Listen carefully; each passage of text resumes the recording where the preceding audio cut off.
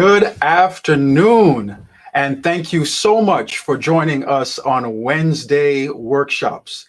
I'm Paul Young, your host for today. This is the third of 6 workshops that will be hosted by the communication directors throughout the Lake Union Conference. As the pastor of the Shalem Church and communication director of the Lake Region Conference, I just want to welcome each one of you. Last week, we had a great session on newsletters with the North Pacific Union Associate Director of Communication, Anthony White. And in case you had missed that, you can find past episodes archived on the Lake Union Facebook and YouTube page. These training sessions that we're doing right now, they are geared toward anybody who wants to hone your communication skills.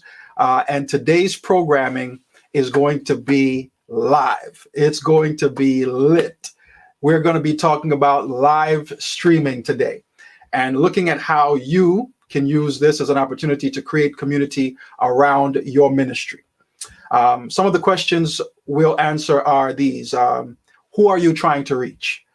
How can you best share your content in a digital space? And how can you accomplish your goals of getting your message to the masses? Right about now, I want you to go ahead and hit the share button. We want you to tell your ministry colleagues to watch this show. You definitely don't want to miss what's about to happen right now.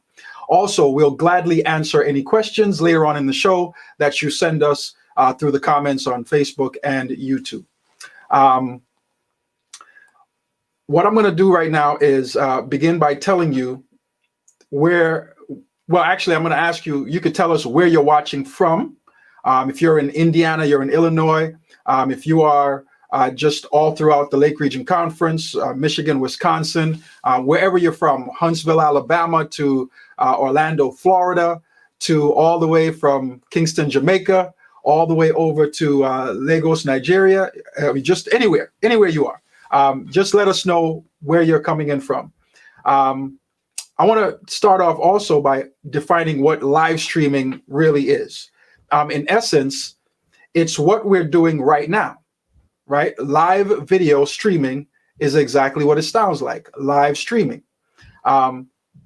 It is a video that is streamed live on the internet rather than a pre-recorded or uploaded to a Facebook or YouTube page or channel.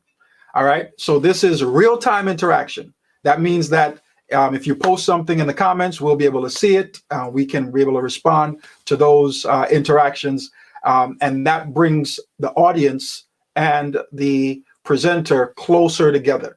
All right, especially during this time of COVID-19, we want to kind of bring some semblance of intimacy back to our lives. And so even though we can't physically be in the same room, we still have the opportunity to be able to connect with each other.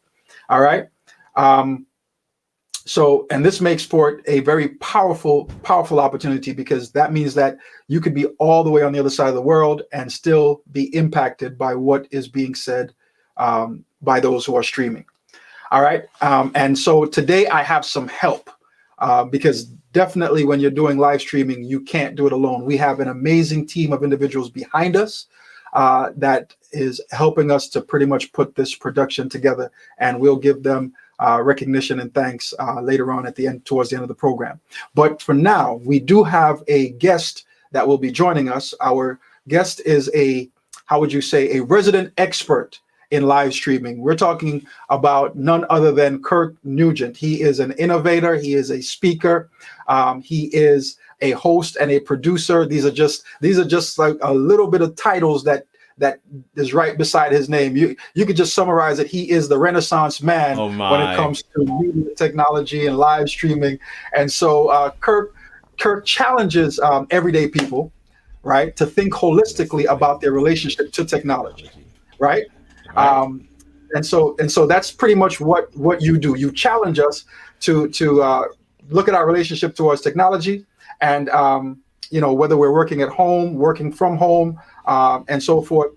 You also manage information technology teams as a director and chief information officer for a government organization, the NGO in South Africa, and for 2 higher education institutes in Northern Alabama. He also is a host and a producer of the show, How It All Works. All right, WERKS, How It All Works. So you definitely want to go online, check out his program. And then also subscribe to his channel, because you'll get a whole lot of information there. And he's been instrumental in large-scale live stream products. So he is what he calls himself, a self-professed Jesus geek. That's right. To engage with his audience. And so just before Kirk comes on, man, I want to have a word of prayer. I want to just also make sure that all our mics are muted in the background there, so that we are good to go. Yeah. Let's begin with the word of prayer, and we'll just dive right in. Father, in the name of Jesus, we ask right now that you will be with us, and that you will help us, give us the ability to speak clearly, and give those who are listening the understanding to be able to use what we're sharing for the glory of your name. God, we thank you so much. Amen. Kirk. Amen. Amen. Man, I'm doing good, man. And I'm listen, this is great. This broadcast, the setup, the production of it, man. This is phenomenal. I love to see, something that's well done, something that's intentional. And I think that that's going to be one of our points that we're going to really touch on here today. But thank you so much for the opportunity, man. This is great. I'm doing great. All right. Awesome. Well, listen, we're going to jump into some stuff right now. So there are some questions that I know that are on a lot of people's minds. And so we're going to get to them. But I want to just hit off on a couple of points, a couple of questions, actually, that we want to talk about. What does it actually take to live stream, right? Yes, and what should be our approach in live streaming? And then also, there are so many different options, man. Like, you go online and you're like inundated, right? So what are our options for web-based live streaming? Where should we start? Because again, you jump in and you're just swimming in different people telling you different things, right? And so we want to find out, we want to cut to the chase. I need you to help us weed through all the stuff and make sure that we learn from all the mistakes that people have made, and we don't have to make them. And absolutely. We want to see the successful examples. And then the final thing is, how can we as a conference, Lake Region Conference, Lake Union Conference, how can we help our constituents, individuals around the world, really anybody, be able to be successful? So those are some of the questions that we're going to tackle today. Man. And Kirk, I just want to throw it over to you right now. You got a lot of stuff to share. Man, take it away. Man, I appreciate it. I want to say a word of thanks to the entire team there at Lake Union Conference, and of course, my good friend Paul Young at Lake Region Conference. This is a phenomenal platform and a phenomenal space that you have created for people to get a leg up on what they're doing, to refresh their skill sets in terms of ministry. And so having this consistent time every Wednesday where you have these training sessions, this is phenomenal. I pray that's something that's going to continue well into the future.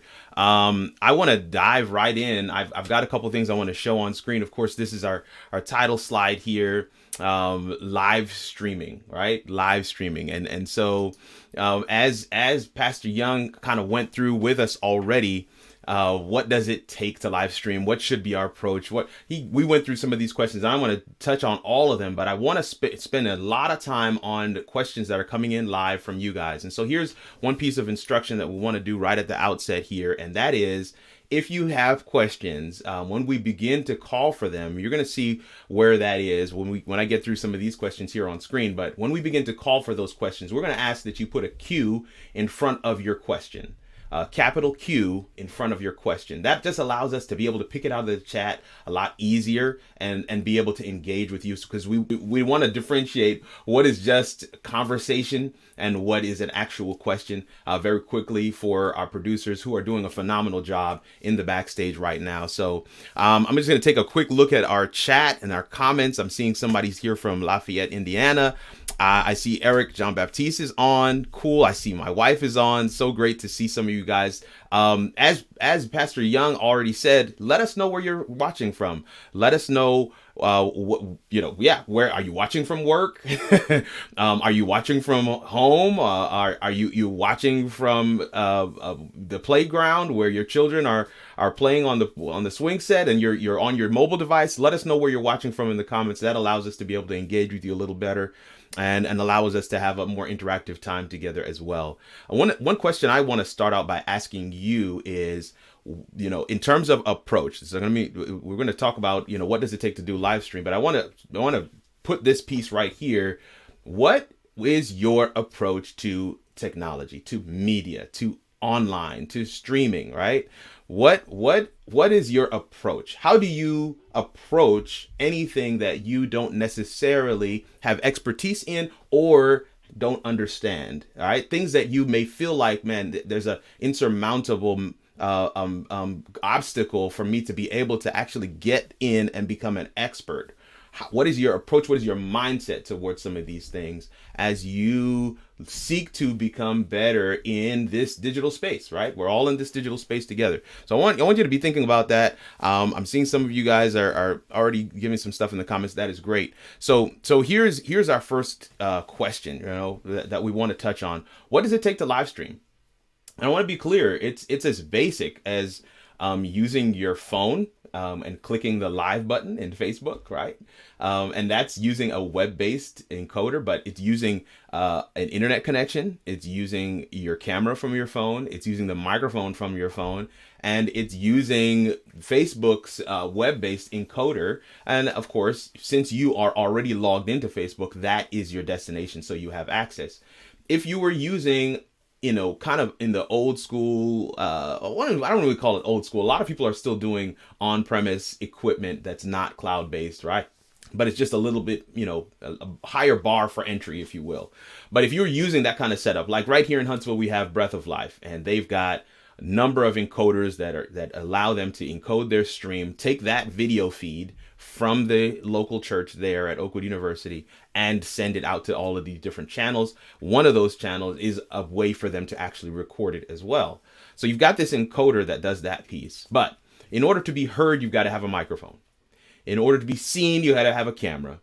And in order to, actually send the stream over the internet, you've got to have a solid internet connection. And so here's where I want to hang my hat for just a second on this first bullet point. When we're talking about a solid internet connection, one of the things that you can do at home right now to have a better, or should I say consistent internet connection, is to plug into the network router. Everybody's got a router at your house. It's there. It's probably under a coffee mug or something. Maybe a couple of books are on top of it. It's got some lights that are blinking on front of it. Yes, that's your router. Ask your child, ask your nephew, ask somebody, where's the router?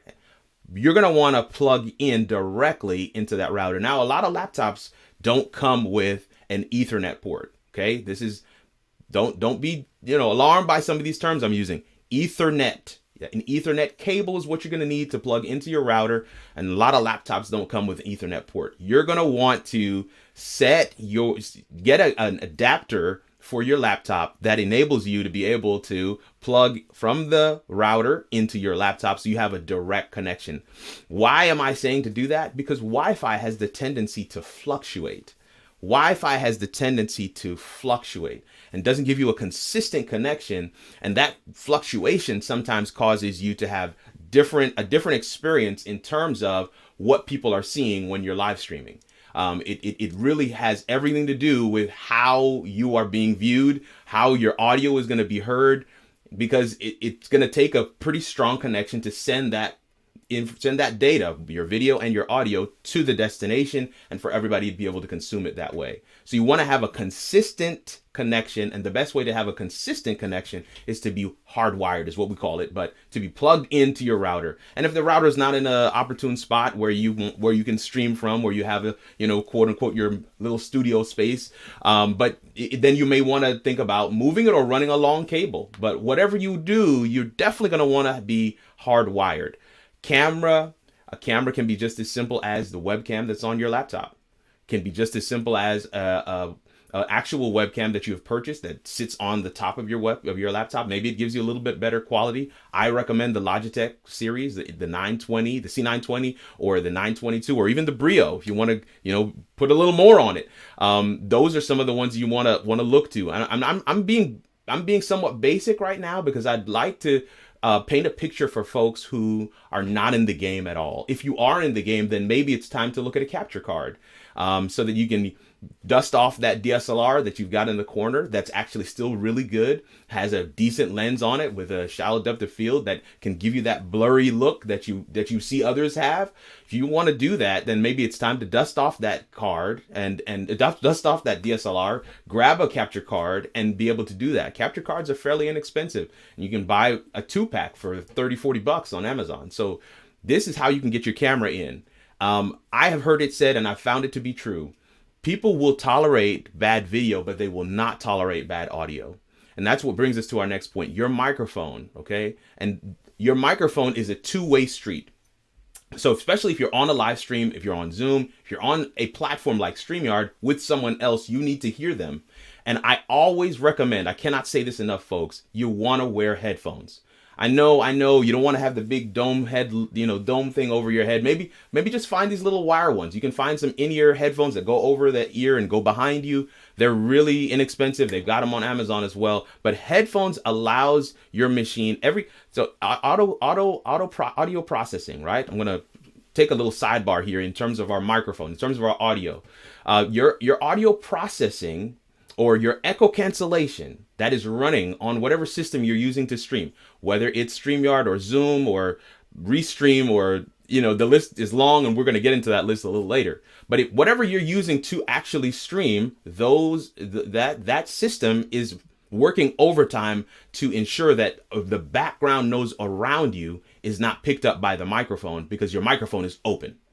But just by putting in headphones, you have been able to set your system free from having to cut out background noise because it knows, okay, I'm not going to get the other person speaking back to him or her, I should say, when their mic is on or when they're not speaking. So I don't need to kill that anymore. And that enables you to be able to actually turn off echo cancellation, audio processing. But don't do that unless you've got headphones. But I highly, highly, highly recommend headphones. Yes, you want to look good on stream, but there are headphones that you can get that allow you to do that.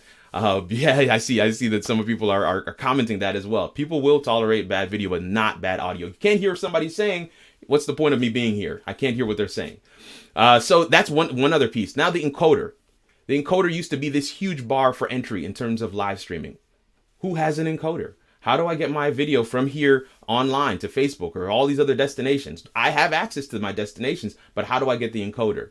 Platforms like StreamYard, platforms like Restream.io, Caster.io, platforms like Melon app or even OBS, Wireshark, platforms like Livestream, which just got bought, or not just, but recently was purchased by Vimeo, platforms like even Ecamm Live, they do the encoding for you. And so all you've got to do is go through the graphic user interface, the GUI, to be able to log in, give it permission and access, and it does the encoding for you. So that encoder piece has largely been removed as an obstacle for people to be able to do live streaming. And of course, the last bullet point here is destination access. You've got to have access to the destinations you want to stream to. Your YouTube page, your Facebook page, your LinkedIn page, whatever it might be. So what we've done is we've just kind of given a broad picture of what it takes to live stream. And then now what we've got on screen is what should be our approach. And so I asked this question earlier, and I'm looking to see what we've got in the comments. Doesn't look like a lot of people have said what their approach is, but I want to start by saying you want to be an explorer. I got a chance to share some of this with a really cool group of women yesterday that I did a training session for. It was so much fun.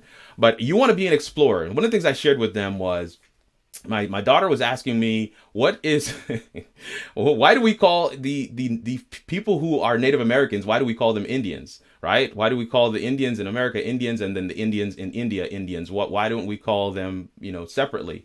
And largely I was like, because my basic answer to her is because Christopher Columbus is a drunk.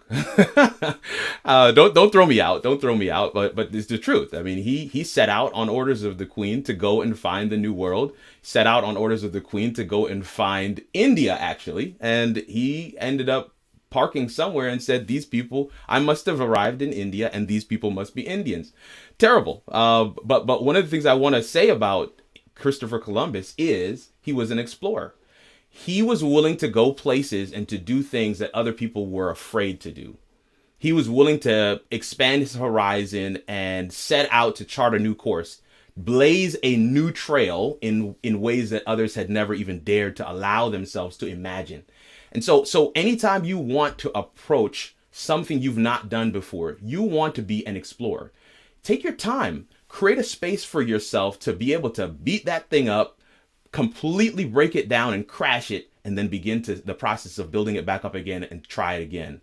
The reason why Paul is saying that I'm qualified to share some of these things with you is because I have failed immensely. Failed, I mean, so many times I can't even count. But every time I've failed, I've learned something new. And I always allow myself to explore and to look past the bounds. As I get into a new system, I really want to push the limits and see, where is everything? How do you do this? How do you do that? Okay, this how that might flow better. And then I'm always interested in learning, how do I find other pieces of this thing that I haven't learned before? I can guarantee you this. If you check out some of these communities that are on social media for live streaming platforms like StreamYard and others, these are places where you can actually go and find answers to a lot of questions. And so you want to be an explorer. You want to have the purpose of building community. You want to be in community with people, mingling with them as one who desired their good, right? A shared interest. There's a lady who she's a candle maker and she loves making candles. And so she went from 0 followers on Instagram with a candle making page to 6,500. And now she is quitting her day job to just make candles because there's a whole community out there of people who love candles. And this is a shared interest of hers. And so building that community around her Instagram page was something that she was able to do. And it allowed her to not only explore, to not only build community and around a shared interest, but it also allowed her to infuse faith into those posts, into those videos, into the actual candle product that she was selling to people. An amazing experience. One of the last 3 things on the screen all flow together. If you want to be successful in the online space, I'm not certain, it doesn't necessarily have to be a church service, but whatever it is you want to put out there in your live streaming, you want to be able to answer a question. You want to be consistent. I applaud Lake Union for this Wednesday program because it's consistent. Every Wednesday they come on here and they share something with you guys. And then you want to be vulnerable. You want to share, don't just tell people the highlight reel, which is what we're so good at doing in social media. You want to share with folks where you failed. You want to share with folks when you got it absolutely wrong and what you learned from it, because that's what a lot of people resonate with. That's what people see as real. And when they recognize, oh, this person has this struggle, then I resonate with that too. One of the videos that people really love of mine on my YouTube channel is one where I shared two truths about myself. One is that I have a touch of OCD. I like to say it's a touch. My family members may not agree with me, but I have a touch of OCD. And then the other piece is the imposter syndrome, right? Just, do I really believe that this person that I'm quote unquote professed to be, is that really who I am?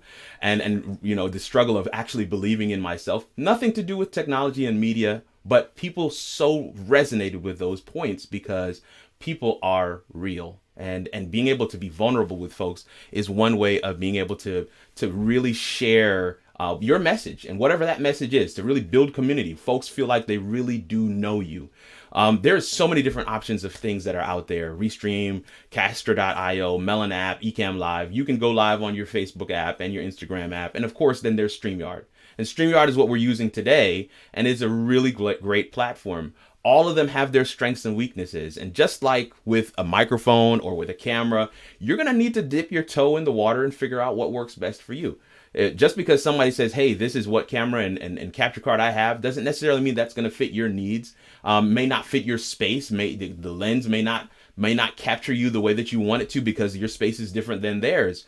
You're going to need to kind of explore. You're going to need to go around a bit and figure out which one of these is good. Every one of them have free trials. I recommend you don't just do the free trial when you don't have a time. Do the free trial when you know I've got a day that I can dedicate to really playing with this system and seeing if this is something that'll work for me. Really great platforms out there. What do I recommend? I recommend StreamYard.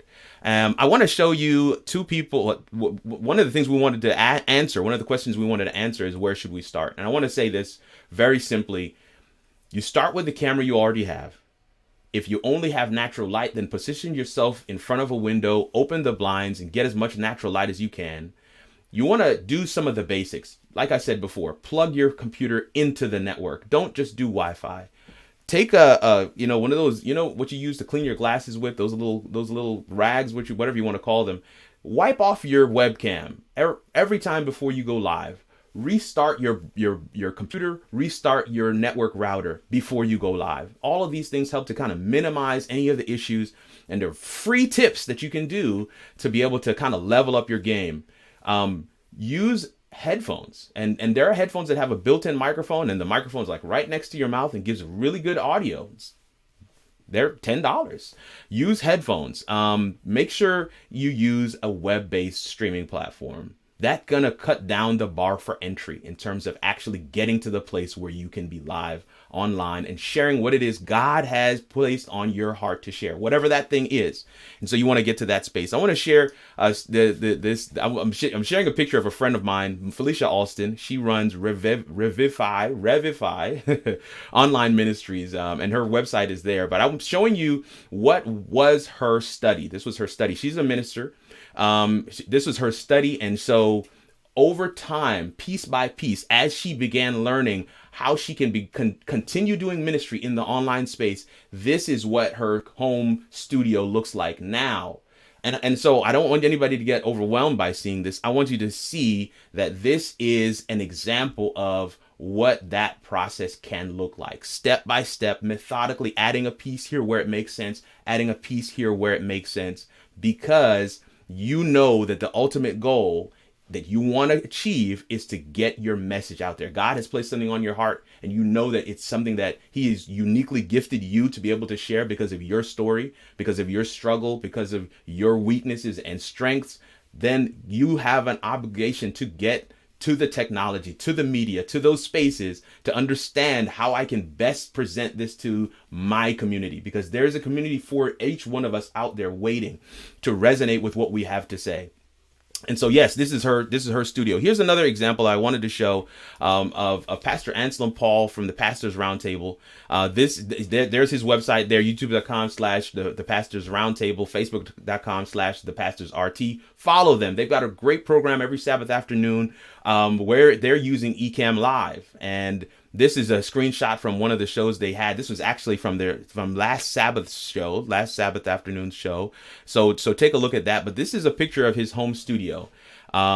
This is a pastor. Okay. I often joke him and say, you should have been a technician. You should have been a media guy. And he's like, no. Trust me. I'm really not that guy. I just use the basics. He does his graphic design in Keynote, folks. PowerPoint. Okay. Making frames for folks. You have to take the methodical steps to be able to grow to where you want to be. But if you don't have a true north, if you don't have a motivating factor, and for him, I want to be able to create this space of the Pastors Roundtable where pastors can come together and talk about issues. That was his burden. And so the technology just becomes the enabling factor, right? The main goal and point is to create this space. And so my question to you is, don't just look at it from the gear standpoint. Look at it from the standpoint of what is your motivating factor? What is that thing that you know God has asked you to do that you can uniquely do better than anyone else? And with that, I want to bring Pastor Paul Young back on for us to be able to take a look at some questions that we have come in. But there's, I'm hoping that you guys will take some time to go and check out both of those platforms, Revivify Ministries and Pastors Roundtable. Phenomenal programs, and I love what they're doing, but they're examples of what is possible examples of what is possible when you have a laser focus on what it is God is calling you to Right. do. When you're in your church service, or in your church setting, I should say, you're a leader and you want to be able to take your ministry Yep. online. Listen, I am not an advocate of saying we want to throw out one for the sake of the other. I believe that in person is Right. still valid today. In fact, I believe high tech is Absolutely. only made better by low tech, right? In fact, high tech without high touch is garbage. You got to be able to touch people. Mhm. You got to be That's able right. to meet them where they are. You got to be able to commiserate with them. And that's the way that you build community around an online platform. Some of the technology items, I just want to make sure that we don't just geek out, right? We don't just get gear for the sake of getting gear. Go live, right? Go live. I said to the ladies yesterday, I'm going to say it, pose this challenge to everybody that's listening right now. Before the end of the week, go live. Say something online, right? Because at the end of the day, you're not going to get past those bad live streams without going through the bad live streams. There's no other way to get through it, right? You just have to, you're going to have a bad one. So just get it out of the way and learn from it, and then build and learn from it, and then build. And you will see over time where things have gone. I did this with my kids yesterday. I know I actually to come in, Pastor Young, but let me finish this one thought.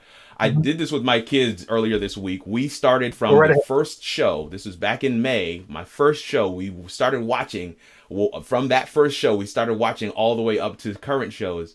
And we laughed because they were horrible. Oh, they were horrible. Oh, my word. The technology, the cameras, the quality, the studio, the mics, it was horrible. The production value, no run sheet. We're just running all over the place. It was terrible. But you know what was not terrible? The one thing that was consistent from episode 1 of How It All Works to even now in season 2, content. Content was consistent the whole way through. Every single episode. That's why I haven't taken any of them down, because I'm not too embarrassed, because the content is gold. And so what we've got to focus on, if you know you have something to say, and I know that this is a huge hurdle. Don't let the tech be the thing that keeps you from going and creating this online space, right? Let your message be the thing. If you're not clear on your message and your audience, the people God has uniquely called you to reach, if you're not clear on that, then take a step back. Get clarity, and then begin to find the pieces of technology that's going to enable you to do the ministry God has called you to do. All right. Yeah, man. Awesome. Thank you so much for those tips and those things that you've shared with us. I do want to let you know that, as a pastor, I struggle with figuring things out, and obviously I go to YouTube University, right? YouTube University. Yep. And I enroll in How It Works. I enroll in that course with you, and I enroll in a ton load of other people's stuff, so I can get knowledge. So I want to challenge everybody out there. Go online, Google stuff, search stuff. Yes. Listen, when you go to school, right? When you're in school, the whole purpose of school, from my experience, has not been to store knowledge in your head, but to store where to find knowledge. See, it is. You have it on demand. And right now, you remember back in the days, Kirk, I think we're old enough now. Yeah. This a little bit, right? We remember back in the days when your parents had that somebody came to the door and sold your mom or your dad a caseload of Encyclopedia Britannica, man. Yes. Right? The other red books. Right. And so now you have that type of information. That was static information, right? But you have that information now at your fingertips online. Yes. So watch online, watch stuff, watch this program. You will learn so much. So yes. Here's my thing, Kirk. I'm a pastor. Yes. And I hear what you're saying. Great. I'm doing this live stream thing. But man, Kirk, I am swimming in a whole lot of information. I do go online, I do see all this other stuff. So where do I start? I know what we asked that question. Where do I start? And I think you answered that partially. But tell me, What should I look for if I'm going to if I'm at the place right now where I want to up my game? Right? You told me the basics. I got a camera. Right. Got my phone. Right. But now I want to be able to. I want to take it to that next level. Tell me, what do I need to do? And I think this is great, Pastor Young, because even in the comments we have Camilla, who's asked, what are the first three things that are must-have for going live? And I think the two can kind of work together. But for the person who's looking to level up, like you just said, right, they've already kind of, they've done a couple of little live things with their laptop, maybe on StreamYard or something like that, and they're like, but I want to take it to the next level. I want to say this carefully. Let the flow of the program that you are producing determine what that next thing is. So for me, the first step was I got to get my audio right. My audio wasn't right. I had to get it right, and so I began testing out microphones. I began, I keep the receipt. I set up the microphone. That's right. I would test it. I would get on to a platform with friends, and I would say, "Hey, how do I sound? How do I sound? Turn my mic up and down. How do I sound? How do I sound?" By the way, you sound good right now, and I know that people are probably saying, "Man, I love that microphone. I want to get that microphone." I do want to. I think our producers in the back can post this for us. There is a link that we will post there so that we can post in the chat so that you can get access to some of the equipment that Kirk has. Oh yeah. You can pretty much pick those up. So I think that microphone is an XLR condenser microphone. What is it? Maona?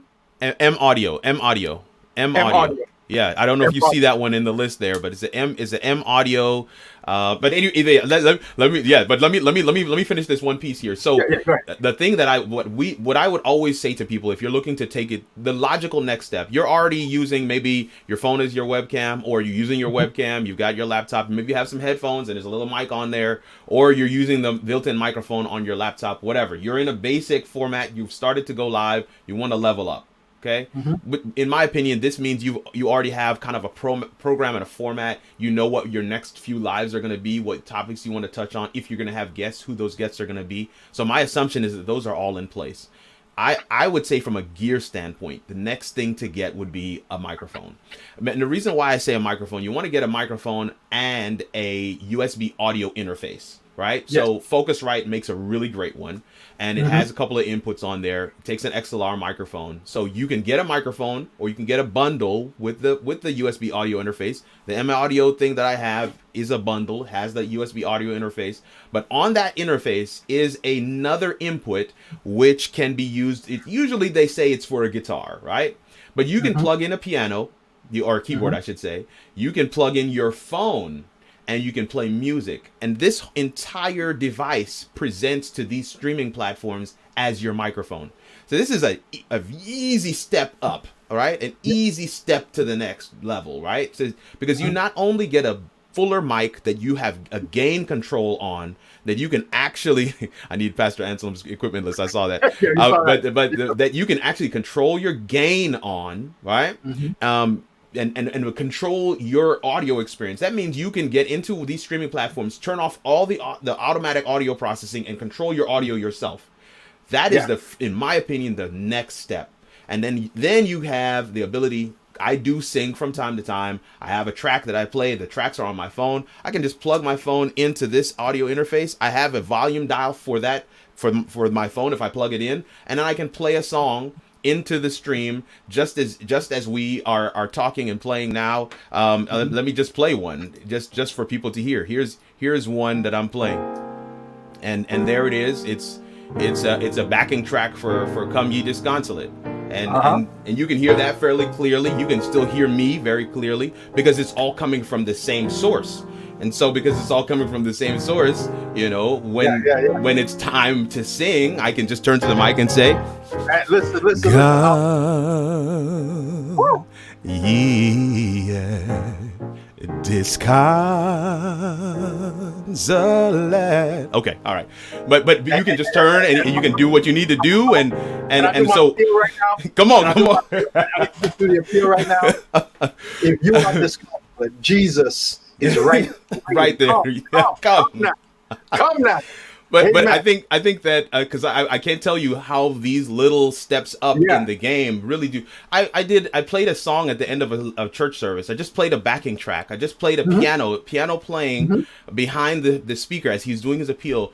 And Yeah. somebody sent me a message and said, "Man, it's been so long since I've Hmm. heard a piano play during the appeal because we've been in this Yeah. online space and it really touched Yeah. them." And so I Yeah. really believe that that is in my opinion, the logical next step. Grab Yes. a USB audio interface and an XLR microphone, something that you can control the gain on and something that Hmm. allows you to bring in other components. So it's Right. not just a mic for mic's sake. It's a mic Right. platform that completely gives you a more dynamic live stream. So a mic would be the first thing that I would start with. Now, to answer Camilla's question, what are the 3 must-haves if you're just going to go live? You need a Hmm. solid internet connection. Listen, I cannot be more clear on this. You've got to have a solid internet connection, something that's one-to-one in contention. I know that that's, technical terms, but basically you have the same up and the same down, right? When you do a speed Right. test, you're not getting like 2 meg up and 200 meg down. Because that's usually Yeah. what our internet providers scam you with is this huge Yeah. download rate and nothing for upload. Because guess what? When you're Yep. live streaming, it's all up. It's all up, right? So a Right. solid internet connection is a must-have. You want to make sure you have light. Now, while using natural light is a great thing, a passing cloud will completely destroy your live stream. So you want to, when you want to have good light, you want to make sure you get a light, and you want light that has a softbox or a diffuser on it of some sort. That would be in my opinion, a must-have. Light. You want to be seen. So and let me tell you, it doesn't. I notice I didn't touch on the camera because you would be surprised, and some of you have experienced this. You go to a wedding. The photographer has set up all their lights. They've got the couple right there in the middle, and the photographer is taking their shots. Now you, with your cell phone, you go and take a couple of shots, and you're like, man, my cell phone looks just as good as the photographer's photo because of the lighting. The photographer did all the work. They lit the shot. So the camera is not the most important piece. I want to make sure we catch that. The Yeah. camera is not the most important piece. And that's the reason why I say, people will deal with bad video, but they will not deal with bad audio. The camera is not the most important piece. Lighting is actually far more important. You light your subject well. If you are the subject or whoever your subject is, you are going to have a much better, crisper, cleaner live stream. And that goes for green screens as well. I'm not a fan of green screens. Pastor Young is using one. Hey, it is what it is. But his green screen is well lit. I want to make sure I differentiate here. He is well lit, and the green screen is well lit. Right. It's two different light sources. In order for your green screen, you wonder why when I do like this, it looks like I'm waving in a lake, and it's like a whole thing behind my hand when I'm using a green screen. It's because your green screen is not well lit. You gotta light your green screen because your green screen is also an image that's being projected onto the camera. Then you gotta light your subject different from how you're lighting your green screen. That's a tip. So if you want to do a green screen, that's something that you can do as well. So let me make sure. So let me make sure I get this right. So for pretty much audio, right? Yes. If I'm up my game, start with my audio first, right? Yes. I'm gonna go to my lighting, right? Yes. These are the things that we kind of put off to the side because we want people to see us, right? We're thinking about seeing man. But in order for them to see you well, you have to keep the light in front of you. I could go to town with preaching now. Come on, man. You got to keep the light in front of you, brother. Come on. You can't have the light behind you. No, right? Not behind you. Oh my goodness. You have to keep the light in front of you. You have to have that open window. You've got to pretty much have the light shining on you for you to have that good look. And then you can get your key light and your soft lights in different spots and so forth. So definitely sound, definitely lighting before you even get to camera. And I think that your upgrade for your camera is really focused on giving you that depth of field, right? Yeah. Because your webcam is not going to give you a good depth of field. No, it's going to give you a good, crisp, clean video stream, right? Your webcam, they have webcams that do 1080p. The Logitech Brio does 4K. Yes, it good, does. crisp, clean video. It's not going to blur your background, though. You have to have a lens that's got a certain f-stop on it, and that's going to get into a whole nother technical area. Yeah, And yeah, I recommend that folks get a consult where that's concerned. If you're in that space, you're in the market to actually grab a DSLR for your live streaming purposes. If that's where you are, you find yourself in that space, then a couple of things I would assume. I would assume that you are live streaming regularly to warrant that type of investment. But another thing I would also assume is that you're not going to be just doing a random thing here or there. You're not just I was invited here, I was invited there. No, you have your own program, and you have a message that you want to get out to people, right? Which but if exactly, we want you to start your own program. That's the whole purpose. That's the whole purpose. Yes, you start your own live streaming. You have something to share that God has put on your heart with the world. Exactly. And I mentioned this earlier. I mean, so Pastor Young is using a Canon 5D. Was it Mark II? Mark IV. Yeah. And I'm using a Sony A7 II. The lens, I hear you. The lens is going to be the differentiating factor, right? The lens is going to be specific to your room. So you can't just say, hey, he's using that, let me go ahead and grab it, and then you set it up and you're like, this doesn't look the way it looked for him. Whoever you were looking at may have a different room, and you may need to structure your stuff. So when you get to the point where you want to add a DSLR as your webcam, as your streaming source for video, that is a place where you need to now start looking at videos on YouTube, getting advice. What's the best thing out there? The Sony A6400 is really good. Canon M50, this is like a vlogger's dream right now, right? Those are some of the ones that people are really looking at. It's going to cost you some money. It's going to cost $500 to $600. It's going to be in that range. But if you are at that stage and you're looking to get to that space, then yes, absolutely. And then you have another level where you're saying, hey, I want more than one camera, right?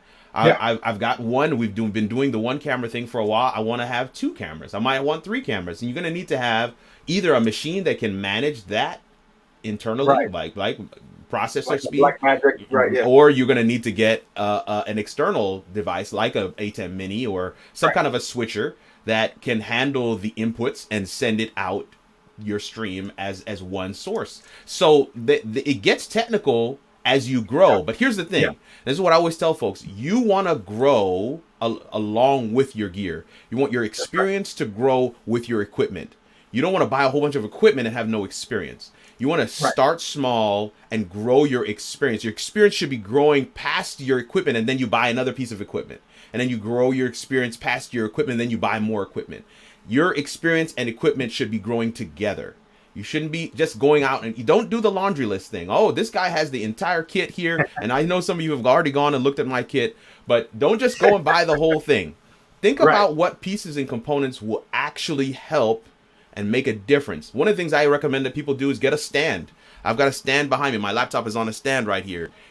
Even if I was to stream with my webcam on the laptop, having it on the stand means that I'm not looking down. I'm looking directly at the webcam. And just that $20 stand means that my live stream has been improved because I'm not looking down anymore. I'm looking directly at the webcam. Those are small hacks that you can do on the cheap, that really have an effect. And these are, when we talk about leveling up, we're not talking about making a huge, massive investment. We're talking about being intentional, being calculated, doing your research and homework, watching some stuff, getting in some of these communities. I mean, I love being in the communities on Facebook, where the Ecamm community, the StreamYard community, I've gotten business from there. I've gotten referrals from there. I've gotten solutions from there. And these are places that we're all galvanized around the same thing. We all have an individual message that we want to get out, and we're using these platforms, Ecamm, StreamYard, whatever, to be able to get that message out there. But our shared interest is that we're all using these platforms. So we all having the same experiences. Hey, how do I do a lower third? You can see some of the stuff that Lake Union has done here on their live stream. It looks great. It looks great. I want to stop. I know we're getting towards the end of our thing, and I know there's several questions that have come in. And we're going to tackle those questions. You know, some people are like, okay, what is a lower third? That's where you Google it, right? What is he talking about? That's where you Google it. All right. So here's some questions I want to throw at you. This one question came from Daily Bread. It says, what live streaming software do you recommend for a small church budget? What live streaming software do you recommend for a small church budget? I recommend StreamYard. Highly. Awesome. Highly. And that is what we're using right now. And it is, listen, the free version will get you going. If you don't mind, having the little StreamYard duck in the top right corner, you can use that free version, and it'll get you going. You see, what I want to reiterate here is, do not let the tech stand in the way. There is a free version of StreamYard. So I don't know who can't afford free, but don't let the tech stand in the way. That's what I would recommend highly. But I would also look into the other versions of it. Grow though, right? That's right. Experience the platform. Go on YouTube. Check out some reviews and some videos. I have a full tutorial on StreamYard. You might want to check it out. But there are many others. You don't have to necessarily check mine. You want to look at differing mindsets and perspectives on the platform. You don't just want to hear one who's, somebody's like, oh, this one is the greatest. You want to hear what others are saying about other platforms as well. But if you're asking me, Kirk Nugent, what's my top rated streaming platform that I'm recommending for small churches with a small budget, I would recommend StreamYard, hands down. Awesome. All right. So the other question, and I'm going to kind of jump around. I know we answered the question about what are the first three things that are a must-have for going live. We already touched on that already. A lot of our church members a lot of our churches leadership are using Zoom, right? I mean, Zoom I wish I could have bought stock before in Zoom before this pandemic, because it was just, out the roof right now. So the question is, for Zoom users, do you recommend green screens or just an intentional, clean, natural background? That question, Eric, I would answer that question the same way, regardless if it was Zoom or any other platform. An intentional, clean background, preferably something with an accent of something that is specific to the person, right? If you can accent in any way, right? Something that just kind of speaks to the person. Like in my background, you see on my screen how it all works. You will always see that in my background. That's something that's intentional. It is specific to me.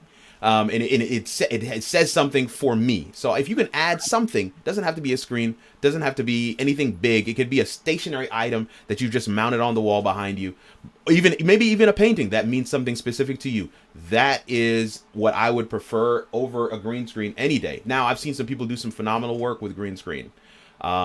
Make it look like they've got an entire studio. They've got green draped on everything. I am just not, especially for these kinds of broadcasts, talking head videos. You're only seeing myself and Pastor Young from the chest up. You don't need a whole green screen. You just need an intentional background. That's this is personal preference. There's nothing prescriptive here. Sure. So but if you're going to do the green screen, please do it right. Light the green screen. Light yourself properly. Go ahead. Right. Because you don't want to have that little green halo around you. No. And then your hand goes missing. Where's my hand go? It's like you put your hand up and it's missing.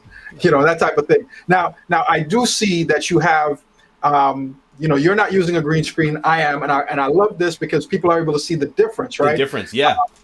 You have some lighting that's kind of accenting what you're doing, because I'm sure that your wife didn't let you get away with painting the wall purple, on that lower portion right there. No.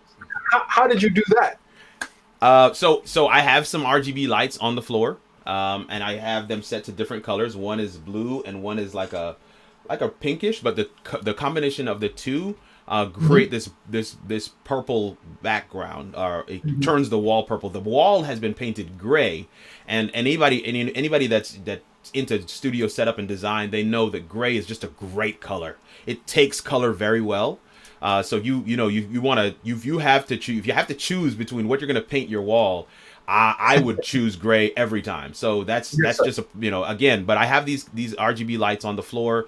They can change to multiple different colors. I'm not going to change it now, but I just wanted to kind of show the remote here. Let me see if it's not going to focus on that. But you can change it to multiple different colors. And it's just again, not very expensive.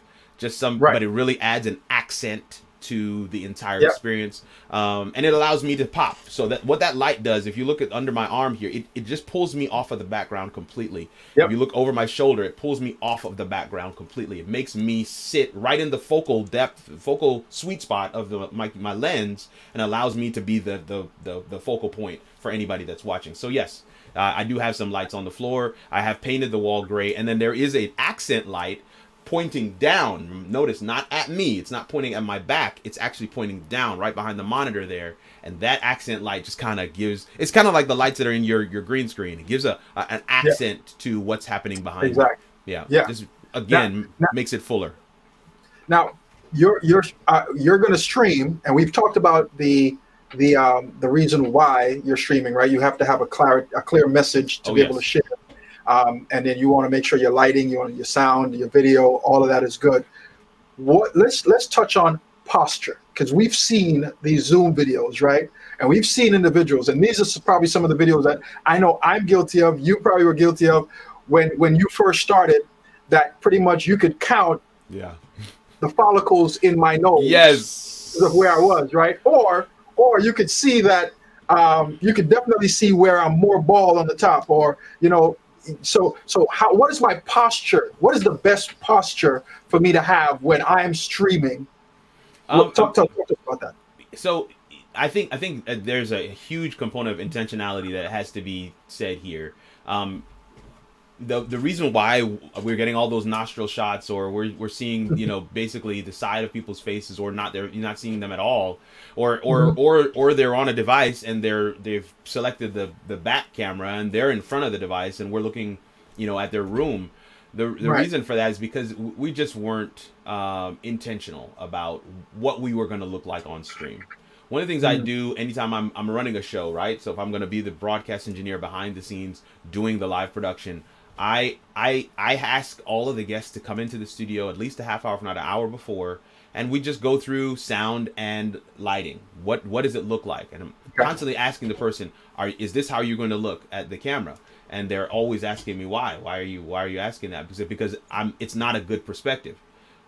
It's you're too high and you're looking down low, or you're too low and you're looking up. You want to have an even posture in looking at the camera. You want to be able to look directly at the camera, because the camera is the audience. You want to talk to the camera. You want to be able to. You don't want it to be so tight that you can't see anything. You want to be, especially if you're like me and you speak with your hands, you want to be able to do the gestures, and you want to be able to focus. You don't want to have to be looking down and doing like this where you're almost falling over. You want to position your device, your camera, your webcam, whatever, in a place that's natural for you. If you were sitting and talking to someone else, somebody was physically sitting in the place of your camera, where would their head be? Right? You unless you're talking to a child, you'd be looking down like this. But if you're talking to another adult, you would want to talk to them face to face and engaging with that camera. Don't be afraid of the camera. Right? And there's a whole other component here in terms of live streaming and on camera dynamics. Don't be afraid of the camera. Essentially think of the camera as a representation of your audience. This is my audience. This is who I came here to talk to. I'm excited about talking to you, and I want to get engaged with you as much as I possibly can. Be intentional about laser focus on your camera and being able to speak to your audience in that way. People who have the nostrils, they're just kind of talking around.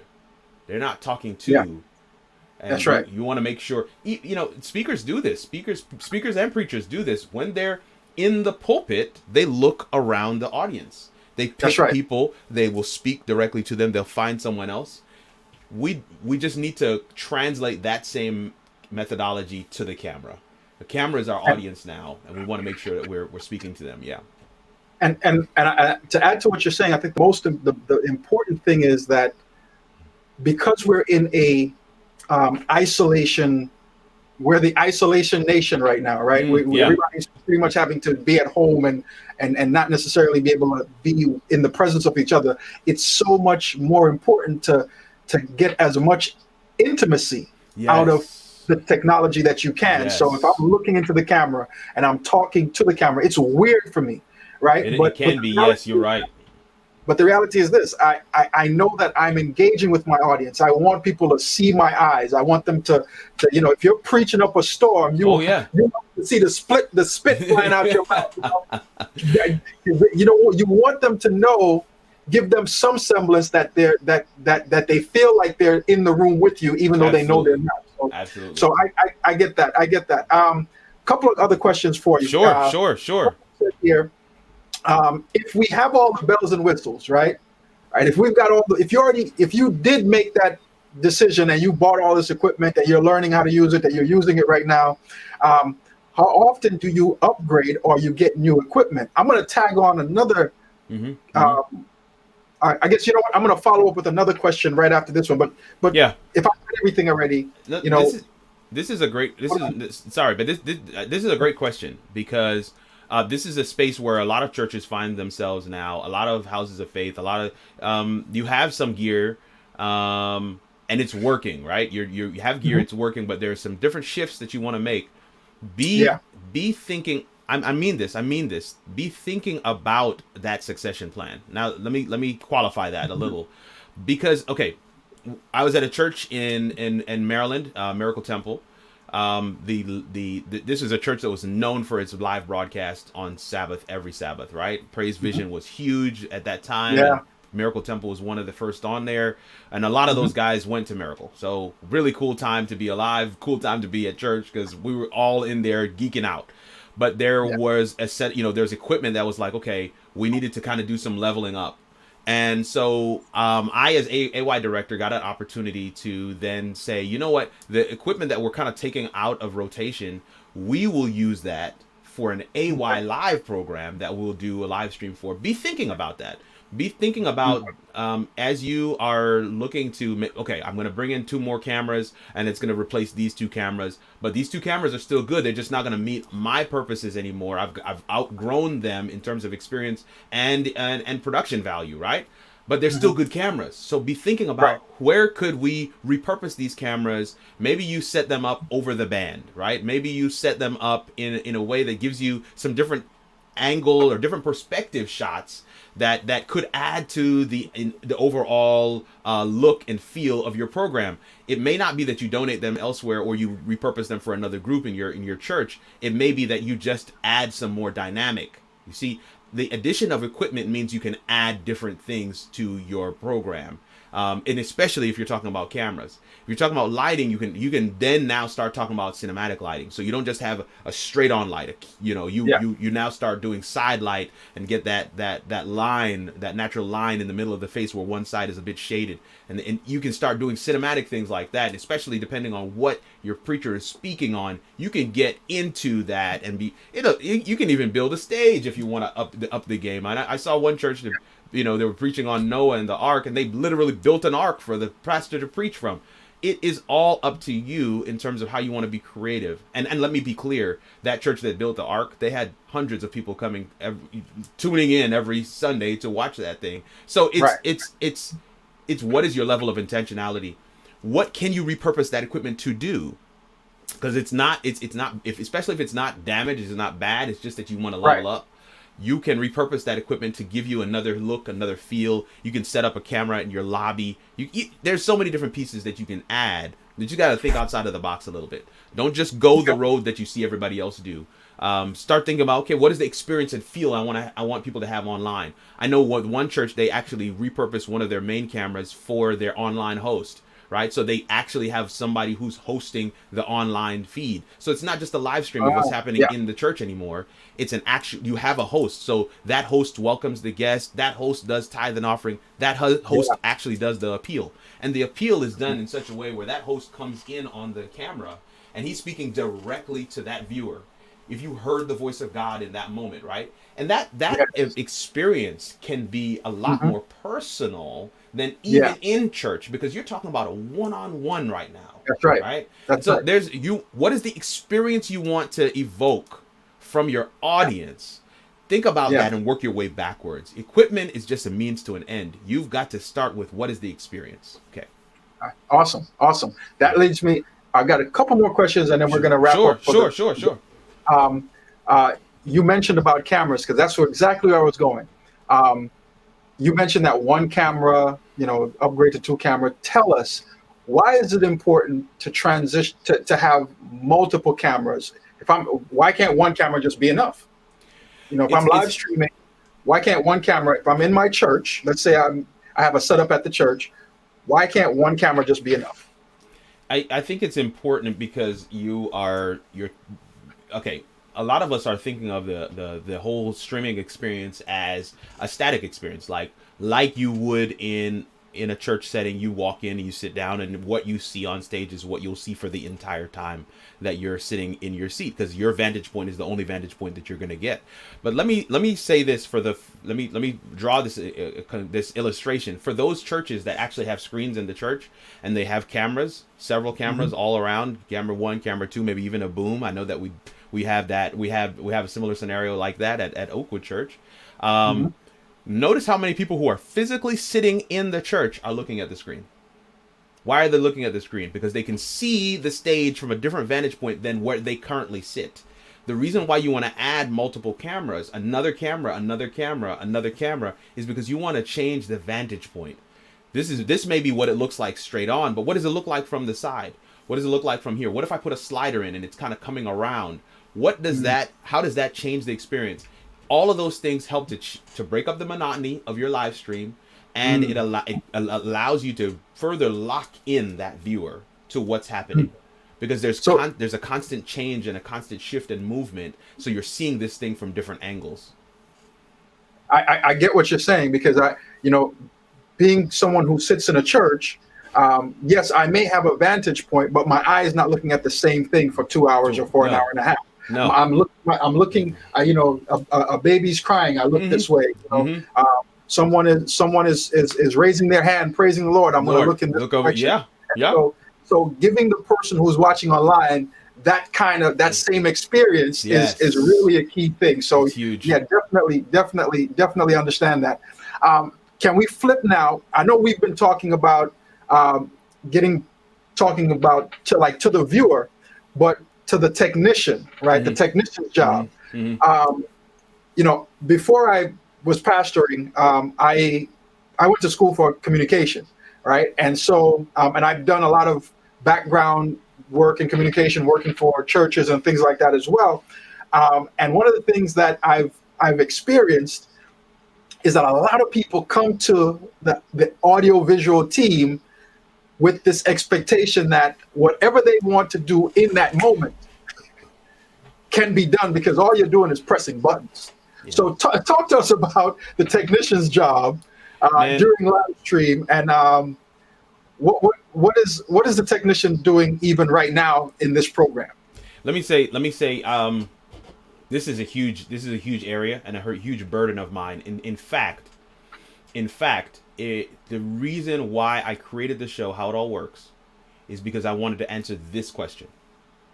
I wanted people to understand the vantage point and the perspective of several different professionals as they provide service. I wanted them to understand the vantage point of the audio engineer who's sitting at that board, who you only look at because you hear a squeal from the microphone, who you only look at because somebody is tapping something up front and it's not happening. So you look back at the backstage to see them, and it's really the person's fault up front because they switched off the mic when they stood up. These vantage points, these perspectives, these people who provide these services in a church service or in any service, right? They're very unique. And that's why I've created that space with How It All Works, specifically for technicians, for the media, for the broadcast engineer, oh my goodness, you would be shocked to understand what these people are looking at. The differences in a microphone and how you hold it. It's again, we go back to intentionality. I know I'm not answering the question. I'm getting there though. We go back to intentionality in terms of if the reason why I like How It All Works is it's not so much that we want to make technicians and media professionals of everyone.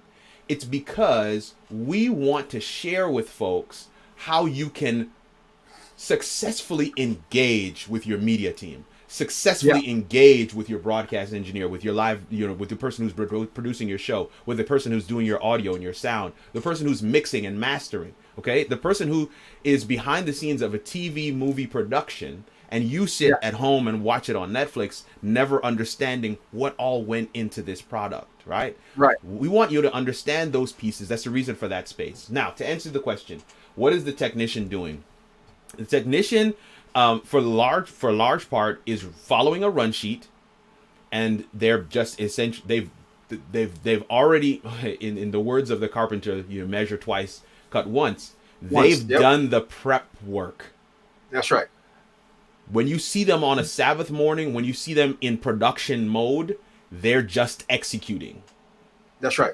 So if you come to them with some last minute thing, you have messed up their workflow, which they've worked very hard on all week to put together a workflow. I use my run sheet like a Bible. If we don't have a good run sheet, you're going to have an absolute mess of a live stream because you don't know what's going to come next. And so because you don't know everything is haphazard. Oh, bring this person on. Bring that dude. Oh, can we share this screen? No.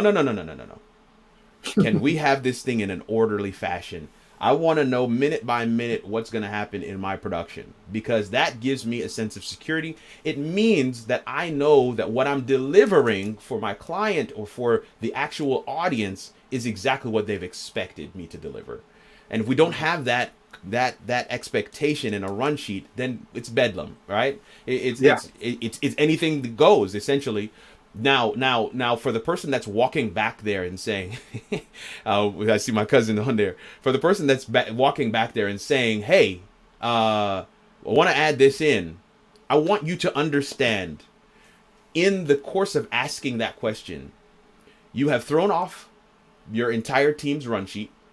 You are belittling the work and preparation that they put in to be sitting in that seat ready to go that day. What you're saying is you didn't really need to do anything to come in and be ready for this anyway. So just add this in. Don't do that. Even if you must do that, do it in a way that is respectful. Folks, I know you have prepared. I know you were here late last night. I know you've been tweaking and adding. I know that you have a heart to serve with the skills and talents God has given you. I am asking that we could add this piece in. If it's going to disrupt what you've already prepared, let's scrap it. But I just wanted to see if it's possible. I would receive that request willingly. But when you just come and throw it down, hey, this is the tape. Just get, we're going to sing that. No, it's a no. It's a no. And I want to touch on this, Paul. We touched on it earlier. This is the reason why we struggle to fill these positions in churches. Because we do not have a healthy respect for the craft. We don't have a healthy respect for what these professionals are bringing to the space. The pandemic has shined a floodlight on media and technology professionals. We all get that. But let me be clear. That dependency was there long before the pandemic. Yes. Okay. Yes. And so go ahead. Well, let me. I want to say this, right? Because we have to be transparent here. I've been on both sides, right? I've been the guy in the back. For example, at our Lake Region Conference camp meetings, I'm the director/producer personnel that's putting all this stuff out for online and having individuals work. So I know what it's like when people come at that last minute saying, hey, put this, I've got this PowerPoint presentation. And even if they email it to you, you look at it, you're like, the font is so small and old. And right now is not the time to do that, right? No. But I've also been on the side where, as the pastor of a church, and I'm being very transparent here, as the pastor of a church, I've done that to my media team. Right now, I feel like the things that I come with, are things that I know that they're capable of being able to add to the elements. So the question I have for you is, what are some of the things? Is there any flexibility? Right, you don't want to be a brick wall in a hurricane. You want to be a coconut tree, right? You want to be able to bend with the wind here. You want to be flexible, right? So how do you tell us? If I'm a pastor coming to my sound team, my audiovisual team, how do I gauge the flexibility that they have? Or are you saying, what? Program is set, don't come with nothing? No, I think there's, I want to answer this in two ways. Number one, I want to be clear that there are two types of media professionals. There are two types of volunteers. There is the volunteer who is just goofing off back there. They're not prepared. They're not ready. They don't have a healthy respect for what they're about to do. They don't recognize that ministry is about to take place. And if you have those kinds of volunteers, you're in bad shape. I don't really care what you do. Okay. And let me be clear, this is not specific to media and technology. Across the board, if you have volunteers working in your church, even if you have paid folks, musicians, whoever, working in your church who do not understand that God is about to speak, that people's lives are about to be changed in this moment, in this atmosphere that we've created. I have a role to play, and I need to take it seriously. So if you don't have that, let's just call it a wash. Now, to your point, I am not inflexible, but let's be clear. If there's a pattern, there's a pattern. If every week you're coming with the last minute, then yes, you become inflexible, right? And then here's the other piece. What is the conversation like on Tuesday? You see, what's the conversation like on Thursday in preparation?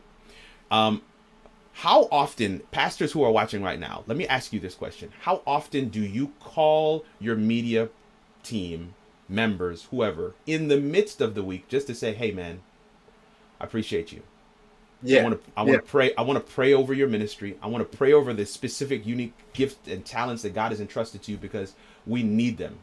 And they are having this kind of impact. Let me tell you, so-and-so, I visited so-and-so this week, and they talked about the stream, and they talked about when this song played, and when this happened, and when we brought this comment on screen, what it meant for them and how it impacted their lives. I want you to know, media minister, that you enabled that moment to happen. How many of you pastors are actually doing that?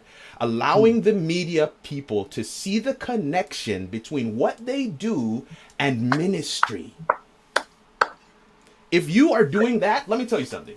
Come with your last minute stuff on Sabbath. We're going to fit it in. Because there's a relationship. When you become inflexible is because there's no relationship. We're not talking to one another. We don't understand your vision. We don't understand what you're trying to achieve.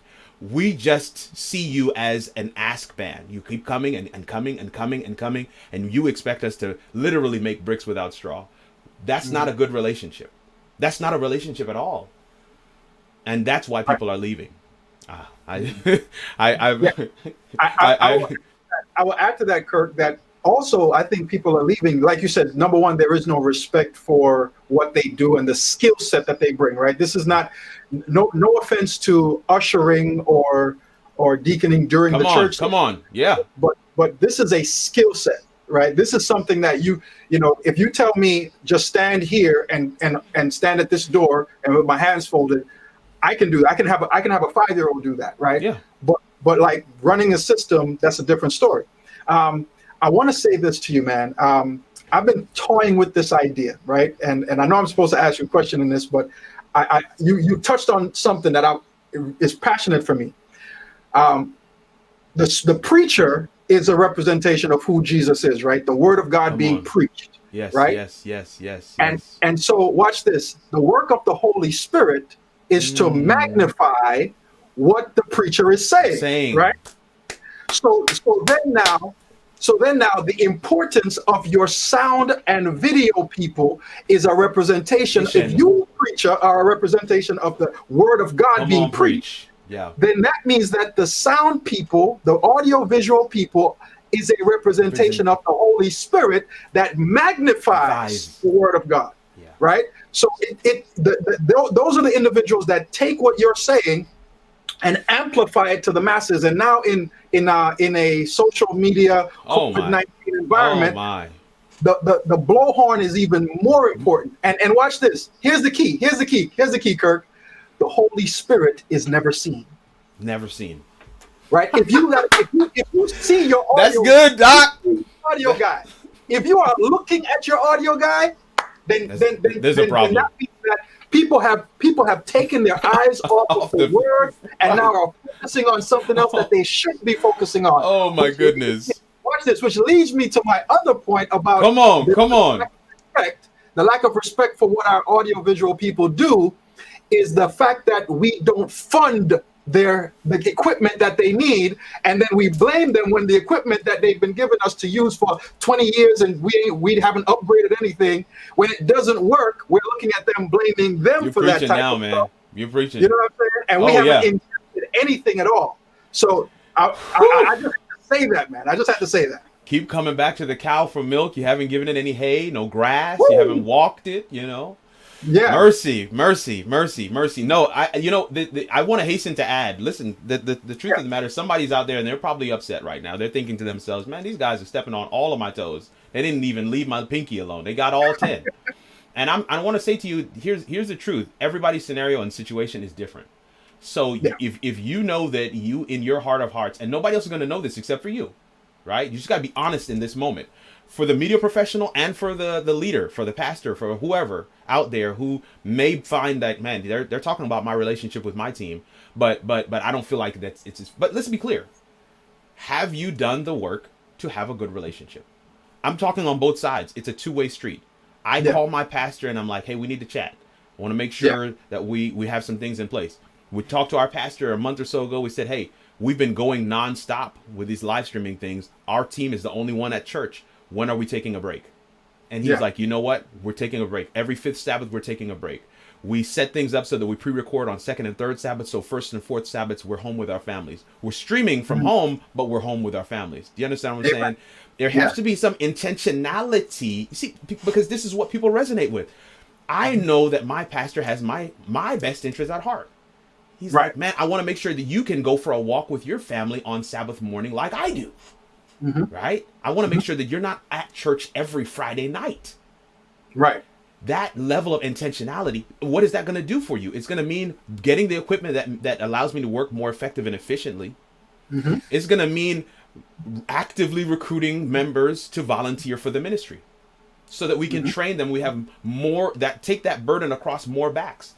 It's going to mean talking with your media team and saying, hey, in quarter one of 2021, I'm going to do a series on Jonah. And I'm thinking about going all out in terms of media. Talk to me. What do you think? You know, take some time, think it over, pray it over. Tell me what God shows you in vision in terms of how we can make this thing visually like a visual feast. Are those conversations happening? Are they really? I mean, because at the end of the day, for that conversation to happen, that conversation says to your professionals, your media professionals, your volunteer staff, largely who are not being paid,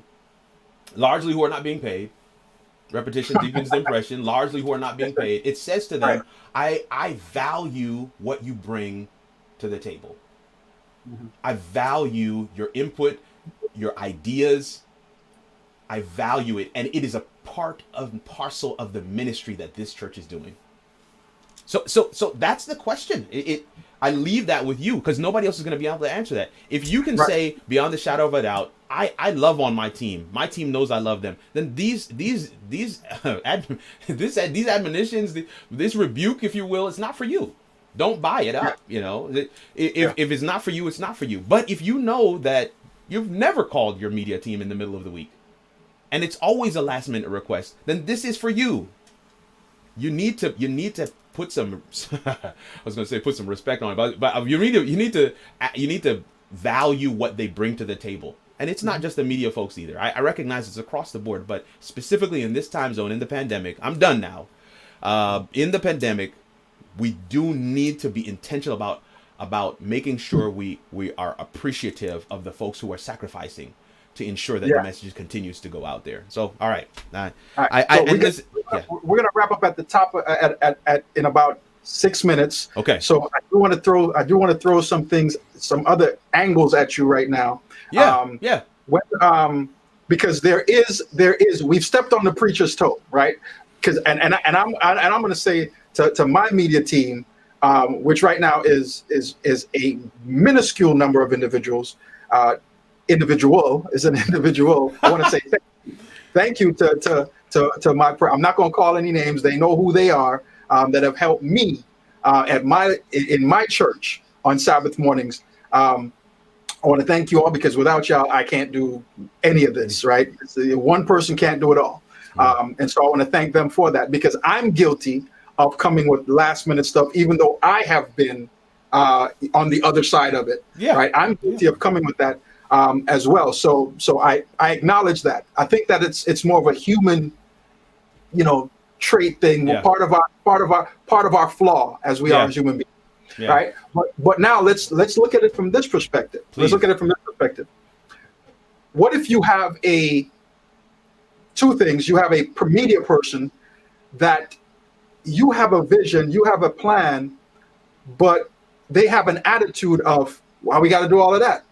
It don't take all of that. Why we got to do all of that? Why it don't, and or you have a church or individuals in your church, leadership in your church that really don't comprehend, really doesn't comprehend, why we need to do the 2 cameras or 3 cameras. Why do we need to do all this? And their comment is, "Why we need to do all of that for?" Listen, my response to that is, there's a couple different ways that you can look at that thing, and none of these are prescriptive in terms of they're situational. So. One is a leadership perspective. How did you arrive at that vision? How did you arrive at that big goal? Was it a collective walk together, or did you arrive there by yourself and then you said, "Hey guys, this is where I think we should go"? That's one angle of it. And these are not even anything specific to church. This is leadership 101, right? Are we walking together? Are we looking at the destination together as this is where we want to go, or are you dreaming and visioning by yourself? And here's because the truth of the matter is, you may have really had a revelation from God, and this is indeed the vision, but the people who are in the seats are not for that vision, and then God will bring other people in the seats to fulfill the vision He's given you. But you got to stay true to the vision, and you got to be okay with folks walking away, and that's okay. But this other piece, I want a perspective I want to add here is that when you look at man, I tell you, there's just so much to say around this question. But when you look at having that vision and being able to say this is where we want to go, what if that vision is only level 1? What if there is other components of that vision that others will be able to bring in as you go? There's a saying I want to say here that goes, we see things as we are. We see things as we are. So our vantage point and our perspective is exactly what we see. We project it onto folks. If you're rushing to work, or not rushing, you could be driving to work and somebody else cuts you off and you're like, man, that guy's is impatient. You have no idea that they may be rushing to the hospital to take their loved one there who's literally dying in the back seat. You have no idea.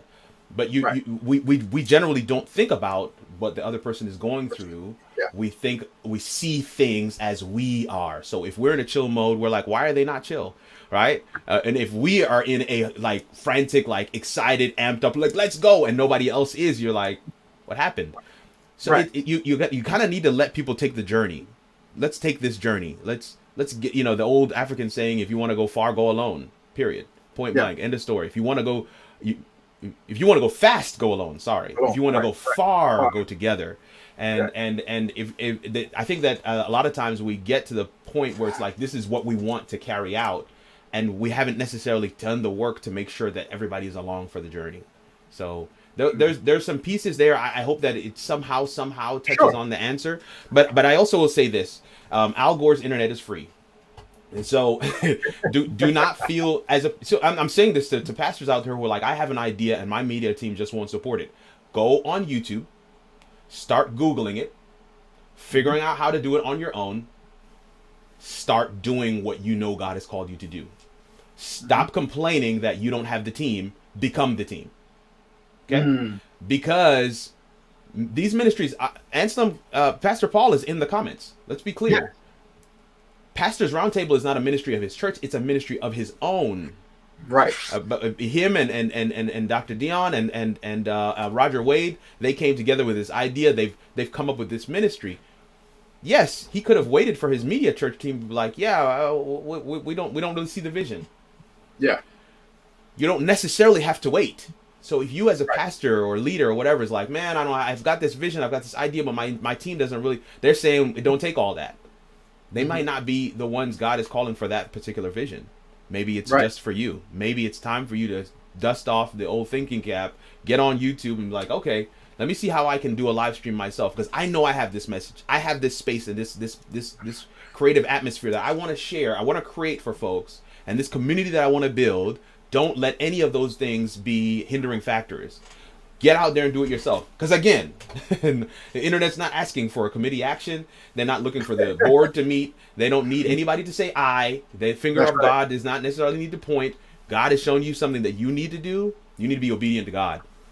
And stop hiding behind, oh, my team doesn't want to do it. Mercy. I'm sorry about that. Yeah. No. Hey, listen, man, I think that's a great place for us to wrap it up right there.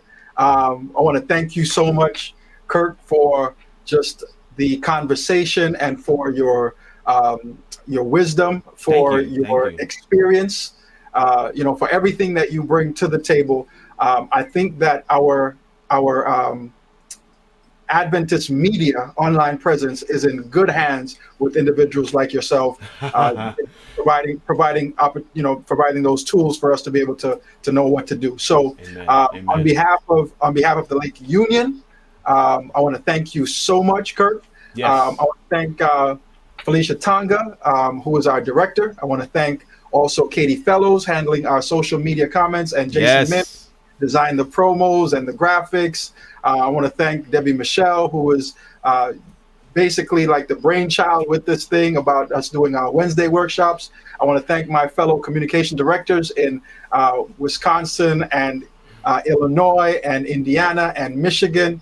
Um, and I want to thank my church family, the Shalem Seventh-day Adventist Church, for putting up with me in terms of being able to try to minister to them as well as serve the broader Lake Union territory. So I want to thank each and every one of them.